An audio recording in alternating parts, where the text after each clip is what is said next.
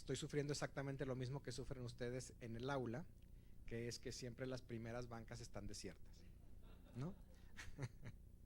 Y siempre los alumnos llenan de atrás para adelante. Y bueno, yo asumo que es simplemente pues una costumbre más de carácter social que un rechazo a la cercanía con el hablante.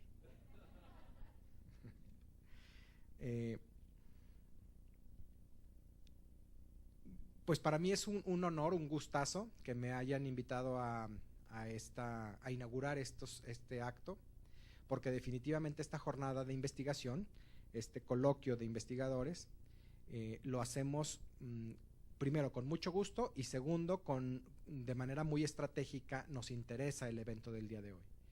Sin duda para mí es el evento quizá del semestre, podríamos incluso decir del año, que desde el punto de vista académico más nos interesa. Evidentemente, el número de personas que participan no se compara con otros actos académicos que nos implican muchísima organización, tales como el claustro y otros eventos, pero definitivamente en importancia, en la calidad académica y en el futuro de nuestra universidad, sin duda este coloquio es quizá el de mayor relevancia. ¿Y por qué?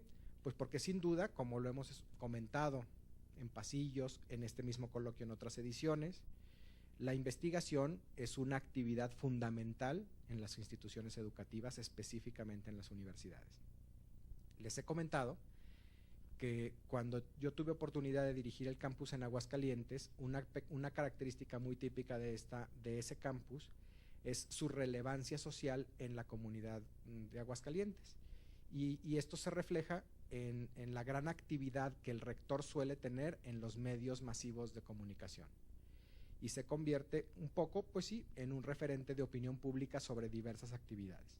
Y una cosa con la que yo me divertía, pero después empezaron a divertir los reporteros de los medios masivos de comunicación conmigo, era que alguna vez me preguntaron, ante una discusión que se había dado en un foro sobre la calidad en la educación superior, en algún momento me preguntaron sobre la calidad de las instituciones de educación superior en el estado de Aguascalientes, y yo hablaba que, bueno, ellos me preguntaban sobre la calidad de las universidades en Aguascalientes. Y yo les decía que, bueno, su pregunta era un poco ambigua, y desde esta perspectiva la calidad de las universidades era muy buena, si considerábamos que universidades en Aguascalientes se podían contar con los dedos de una sola mano. Bueno, o sea, se vinieron todos los reporteros que ya no estaban tan interesados en los que yo estaba diciendo. ¿Cuáles? ¿A cuáles se refiere? Porque según nosotros hay como 30 universidades en Aguascalientes. Les decía, bueno, 30 instituciones que imparten programas de educación superior, puede haber 30 o más, pero universidades se cuentan con los dedos de una sola mano. ¿Cuáles? ¿No? ¿Por qué? ¿No? Entonces yo les decía, considero que la denominación de universidad se le puede dar solamente a aquellas instituciones que producen conocimiento, por supuesto que difunden ese conocimiento, que difunden cultura y que tienen una efectiva labor social en la comunidad donde están enclavadas. Hay muchas instituciones que imparten programas de educación superior, por definición en nuestras leyes de educación, que no necesariamente ni tienen un impacto de carácter social en la comunidad, ni están difundiendo cultura, y muchas de ellas, desafortunadamente, no están produciendo conocimiento. Por lo tanto, llamar universidad a una institución de este estilo puede ser muy pretencioso. Desde esta perspectiva, nosotros, como Universidad Panamericana, tenemos que no perder de vista que es parte de nuestra definición como institución la producción de este conocimiento. Por lo tanto, la investigación es determinante en la naturaleza propia de la institución en la que nosotros trabajamos. Por eso me da mucho gusto que cada vez haya un mayor entusiasmo en las actividades de investigación en la universidad. Y por parte de las autoridades de la universidad, nos interesa que cada vez podamos dar un mayor apoyo a las actividades de investigación.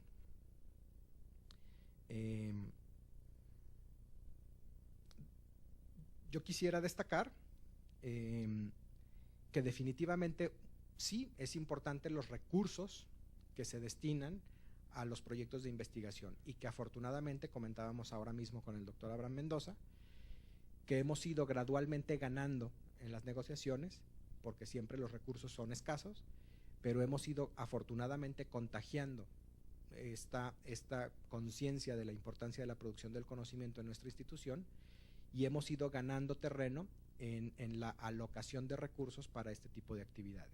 Afortunadamente tenemos la oportunidad de ir generando un poco más de recursos por el crecimiento propio de la institución y hemos, creo yo, ganado en la conciencia del Consejo de la Universidad en apoyar con mayor recursos las labores propias de la investigación.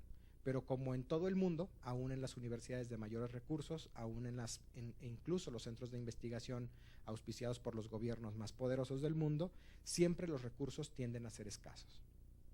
Y desde esta perspectiva tenemos que sacar como conclusión que el secreto de los resultados en la investigación no siempre son los recursos, sino principalmente la gente. Y desde esta perspectiva, por eso es especialmente importante este coloquio, porque nuestro principal activo para la producción del conocimiento son ustedes, nuestros profesores. Yo quisiera proponerles una reflexión que en algún tiempo me hice. Seguramente todos nos gusta por lo menos estar enterados o por lo menos conocer de muchas actividades diversas, entre otras, por ejemplo, la arquitectura, de lo que no sé mucho, pero disfruto de ella. Y alguna vez un amigo compartía una reflexión que decía sobre los estilos arquitectónicos. Y disfrutábamos a lo mejor una gran catedral gótica y decía, mira, me explicaba un poco sobre el estilo gótico de la arquitectura. Y yo le decía, hombre, es una pena que los estilos arquitectónicos entren en desuso. Sería fenomenal que siguieran en las construcciones actuales, siguiendo algunos de los estilos más valiosos de la arquitectura. Y entonces como buen artista me hizo una reflexión en un momento un poco abstracta que después hoy la veo sumamente concreta. Me decía, es culpa del arquitecto. ¿A qué te refieres? Casi todos los estilos arquitectónicos, las grandes escuelas de arquitectura, nacían para resolver un problema de la humanidad. En un primer momento, lo que necesitaban resolver era el problema de dar abrigo, de dar un techo. Y el gran reto de algún estilo arquitectónico muy temprano podía haber sido, pues, justamente mantener en pie una bóveda. Pero conforme los arquitectos iban ganando en el dominio de la técnica, mantener en pie una bóveda ya no representaban ningún reto. Y entonces todos sus conocimientos los empiezan a utilizar simplemente para hacer florituras del estilo arquitectónico. Entonces me decía, el gótico resolvía una serie de necesidades de iluminación, de calor, de grandiosidad, de lo que fuera, pero cuando el gótico empezó a dominar la técnica y ya no se le caían esas grandes cúpulas o esas grandes edificaciones, empezaron a crear nervaduras y empezaron a crear un montón de adornos que hicieron del estilo gótico insostenible. Ya no resolvían ninguna necesidad. Simplemente estaban gloriando al arquitecto. Entonces llegan nuevas escuelas arquitectónicas a resolver problemas de la humanidad, nuevos problemas de la humanidad, y desplazan a los estilos que gastaron sus esfuerzos en florituras. Hoy me parece que es un ejemplo totalmente aplicable a nuestra actividad cotidiana. Cuando el dominio de la técnica ya no es un reto,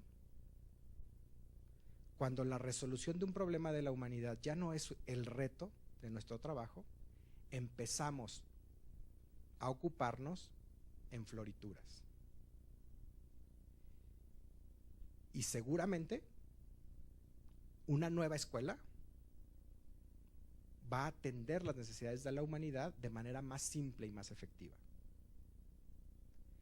Ojalá que en nuestra investigación siempre nos planteemos como objetivo central una utilidad práctica, una resolución a un problema social. Por supuesto sé, y soy consciente, y lo hemos discutido, la determinante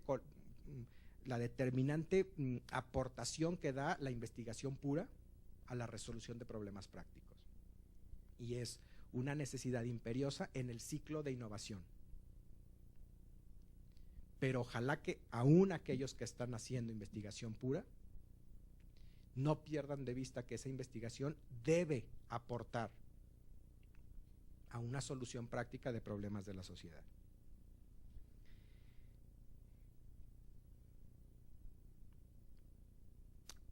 Finalmente, me gustaría compartir con ustedes un pensamiento que Juan de la Borbolla, el rector de nuestro campus, que hubiera estado encantado de estar aquí, pero tuvo que asistir al Consejo de Rectoría el día de ayer y hoy todavía se prolongaron un poco los trabajos por la nueva gobierno de la universidad.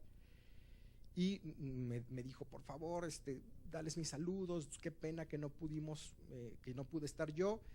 Y me decía que compartiera con ustedes un pensamiento que es no es un capítulo, pero es una sección breve de un libro que más parece un anecdotario, muy bueno, escrito por un divulgador magnífico que es Andrés Oppenheimer, su libro nuevo que se llama Crear o Morir, donde en algún momento dice que necesitamos, quiero citarlo más o menos literal, se buscan un Messi y un Neymar de la ciencia y la tecnología.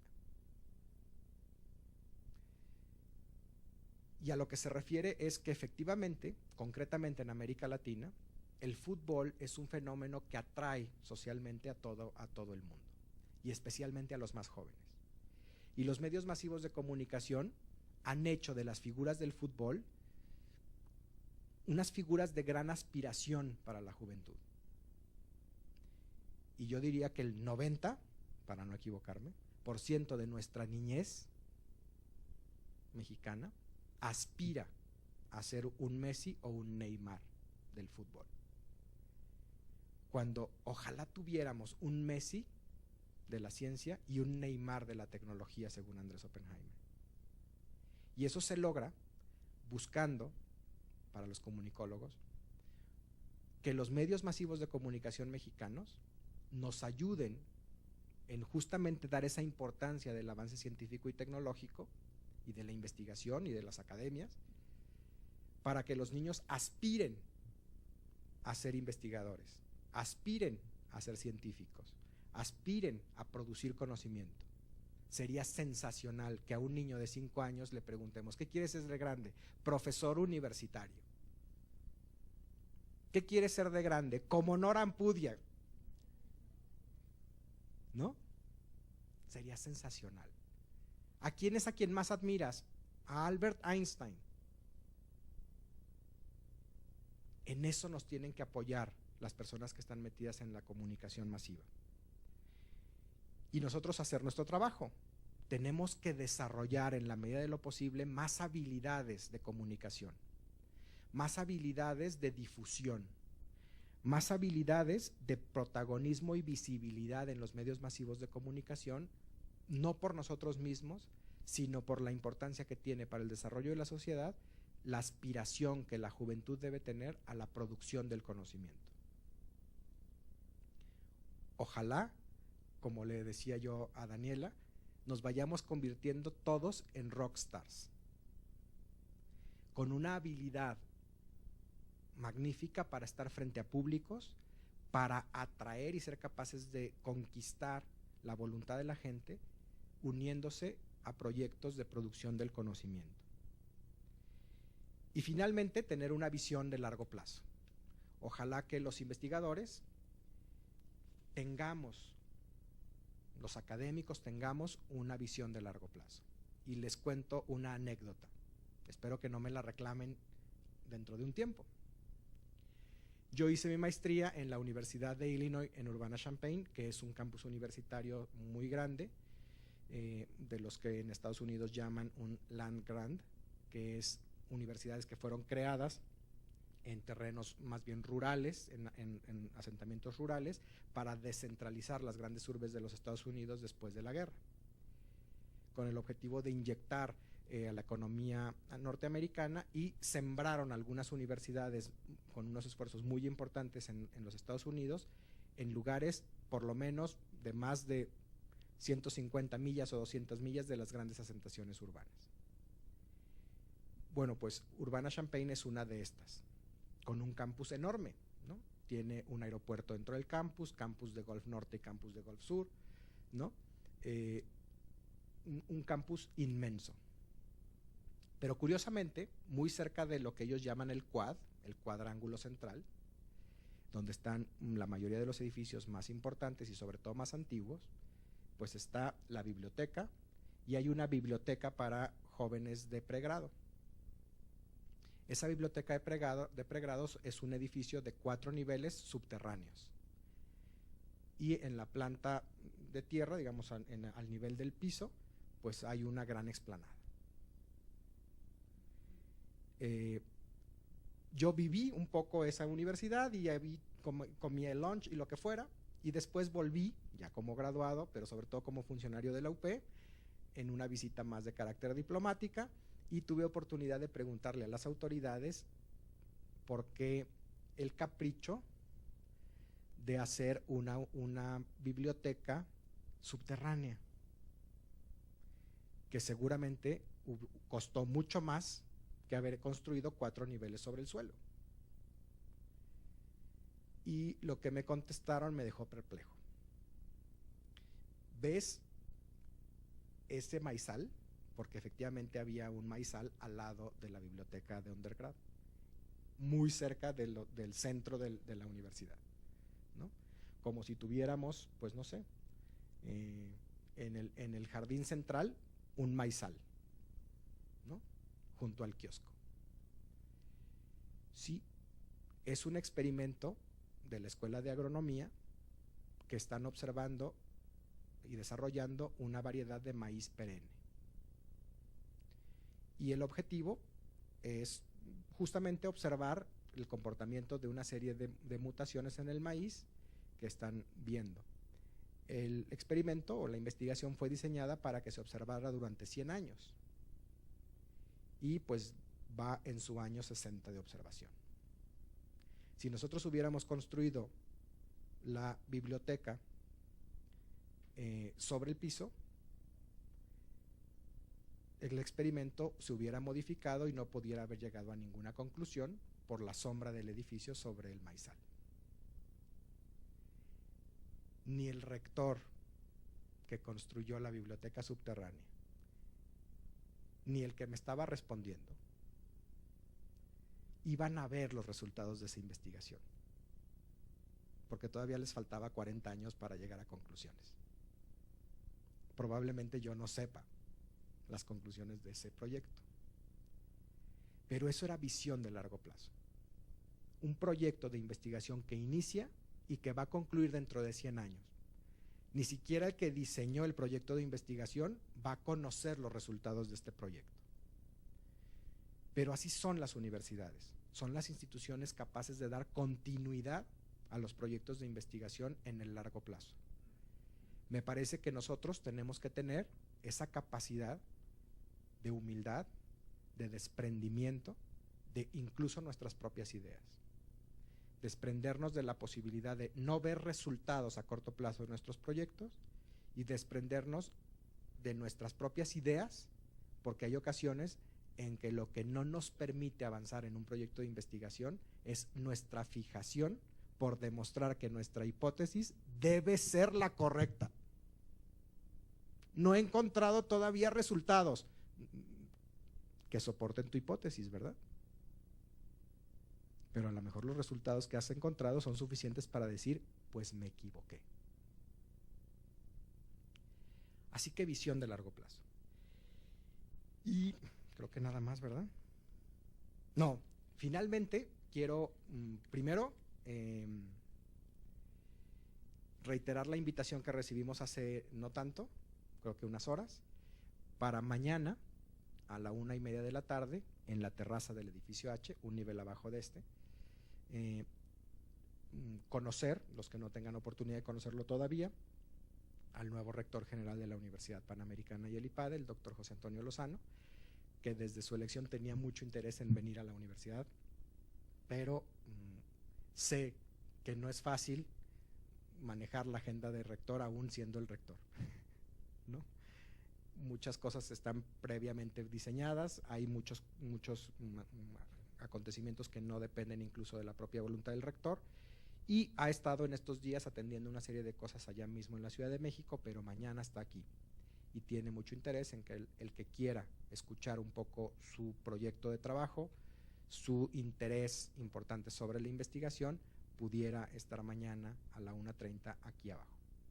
Y me refiero a esto porque José Antonio, el doctor Lozano, sin duda, siendo un académico, tiene un enorme interés porque quizá el principal proyecto de la Universidad Panamericana sea justamente los proyectos de investigación.